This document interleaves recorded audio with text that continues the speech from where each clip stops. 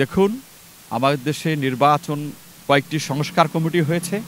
তার মধ্যে অত্যন্ত গুরুত্বপূর্ণ সংস্কার কমিটি হলো যে আপনার আইন বিচারের সংসদ বিষয়ক সংস্কার যেটা, তারপরে হলো গণতন্ত্রের জন্য যেটা, এবং নির্বাচন কমিশন যেটা।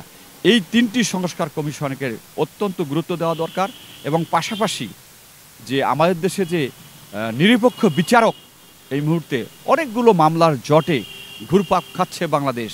তাই এই চ্যানেলের মাধ্যমে আমি অনুরোধ করতে চাই মাননীয় প্রধান উপদেষ্টাকে এবং সুপ্রিম জুডিশিয়ারিকে যেন বিচারক 40-50 জন নিয়োগ করা হয় এবং সেগুলো যেন কোনো দলের না হয়, নিরপেক্ষ হয়। কারণ দীর্ঘদিন মানুষ একটি সঠিক বিচার চায়, দীর্ঘদিন মানুষ একটা ন্যায় বিচার চায়, সেটি আমি প্রত্যাশা করব। ধন্যবাদ। তার আগে একটু বলে নেই যে আপনি বলেছেন কতদিনের মধ্যে নির্বাচন হলে ভালো হয়। আপনি জানেন যে মাননীয় প্রধান উপদেষ্টা তিনি একটা সম্ভাব্য ডেট দিয়েছেন, সেটা হলো 25-এর শেষে অথবা 26-এর শুরুতেই একটি নির্বাচন হবে। সুনির্দিষ্ট কোনো ডেট তিনি ঘোষণা করেননি। আমি মনে করি যত সময়ে লাগুক না কেন তাদেরকে সময় দেওয়া উচিত।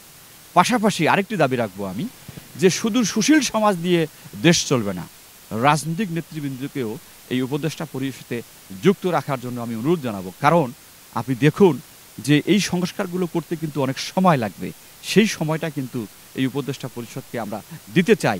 সেই সাথে আপনি জানেন যে মন্ত্রণালয় এবং বিভাগ সহ 67টি মন্ত্রণালয় এবং বিভাগ রয়েছে দেশে। তো একজন করে যদি উপদেষ্টা হয়, একজন করে যদি মন্ত্রী হয়, তাহলে কিন্তু 67 জন লোক লাগে।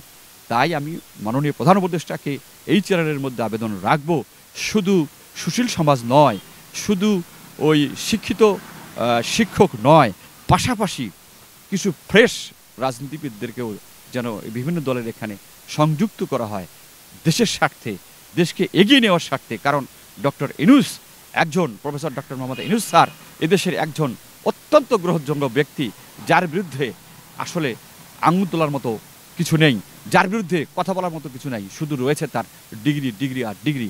তিনি গ্রামীণ ব্যাংকে পল্লীবন্ধু হুসেইন মোহাম্মদ এরশাদের গ্রামীণ ব্যাংকের মাধ্যমে তিনি উঠে এসেছেন এবং তিনি সারা বিশ্বে 3টি পুরস্কার পেয়েছেন আমেরিকাতে, যেটি আমাদের দেশের এই পান্তা ভাত খেয়ে পাওয়া খুব কঠিন। তাই তার প্রতি শ্রদ্ধা রেখে বলবো যে আপনারা সংস্কার করুন।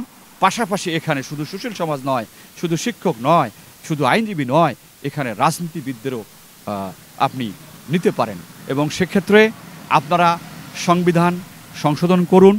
আপনারা কিছু ধারা কোর্টের মাধ্যমে অবৈধ ঘোষণা করেছেন, ভেরি গুড। এবং নির্বাচন কমিশনকে আপনারা ঢেলে সাজান। আপনারা রাষ্ট্র সংস্কারে যেসব কাজ আছে সেগুলো সুষ্ঠুভাবে করুন, সময় লাগলে লাগুক। আমি জাতীয় পার্টির কথা বলতে চাই। পল্লীবন্ধু হুসেইন মোহাম্মদ এরশাদ এই জাতীয় পার্টির প্রতিষ্ঠাতা চেয়ারম্যান। 1 জানুয়ারি 1986 সালে, প্রায় 39 বছর আগে এই পার্টিটার প্রতিষ্ঠা হয়েছিল। পল্লীবন্ধু হুসেইন মোহাম্মদ এরশাদ এই পার্টিটা প্রতিষ্ঠা করে তিনি কিছু উন্নয়ন সংস্কার করেছেন। তাই আমি বলবো যে পল্লীবন্ধু হুসেইন মোহাম্মদ এরশাদ এদেশের শ্রেষ্ঠ সংস্কারক ছিলেন এবং পল্লীবন্ধু হুসেইন মোহাম্মদ এরশাদ এদেশের উন্নয়নের মহানায়ক ছিলেন। কারণ তিনি উপজেলা ব্যবস্থা করেছেন, গুচ্ছগ্রাম করেছেন, জেলা পরিষদ করেছেন এবং যমুনা সেতু করেছেন। এমন কোনো কাজ নাই যে তিনি এই বাংলাদেশে উন্নয়ন সংস্কার করেন নাই। আপনি একটি জেলায় যাবেন, তার জেলা পরিষদ পাবেন। আপনি তার একটা উপজেলায়। আমি সাবেক ছাত্রনেতা, সাবেক যুবনেতা, সদস্য জাতীয় পার্টি কেন্দ্রীয় কমিটি সোলাইমান সামি এবং উপদেষ্টা বড়পুকুরিয়া, ক্ষতিগ্রস্ত বড়পুকুরিয়া দাবি আদায় বাস্তবায়ন কমিটি। আমি ছাত্র জীবন থেকে আমি জাতীয় পার্টির সাথে জড়িত।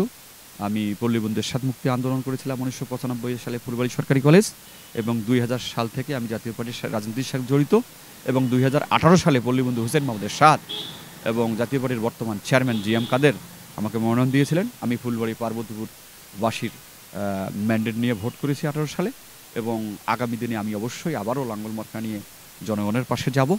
আমি ফুলবাড়ী পার্বতীপুরের উন্নয়ন সংস্কার করার জন্য একবার সংসদ সদস্য হতে চাই, আইন প্রণয়ন করার জন্য তরুণ নেতা হিসেবে মহান সংসদে যেতে চাই। ধন্যবাদ আপনাকে।